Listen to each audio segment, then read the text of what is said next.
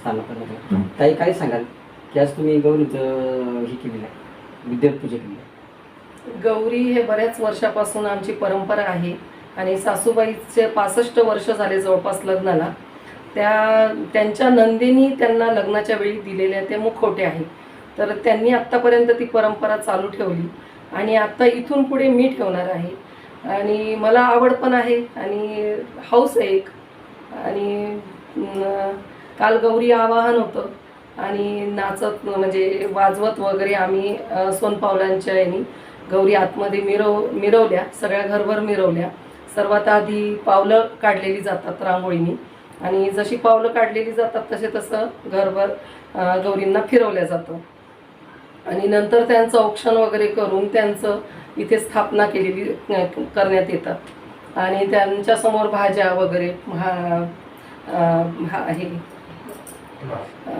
फराळ वगैरे आणि नैवेद्य असतो. आजच्या दिवशी नैवेद्य, काल गौरी आवाहन झालं, आज नैवेद्याचं जेवण असतं त्यांना आणि उद्या गणपतीचं उद्यापन होणार. तर तुम्ही पदार्थ हे घरीच बनवता? हो, घरीच बनवते. फक्त यावर्षी जरा मला थोडं बरं नसल्यामुळं मी काही पदार्थ घरी बनवले, काही विकत आणले. तुम्ही परंपरा सांगितली तर बऱ्याच घरांमध्ये म्हणजे आहे, चालत आलेली परंपरा असते, रीतिरिवाज.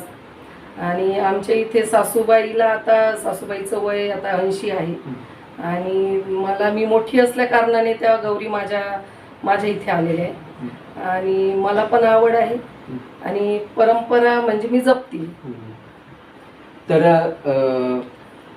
या ज्या प्रांजलताई भाटिया यांनी आपली जी परंपरा आहे ती आज टिकून ठेवलेली आहे आणि आपण त्यांच्या या ठिकाणी निवासस्थानी आलो होतो TVS मराठीसाठी. राहुल तांबे उत्तर.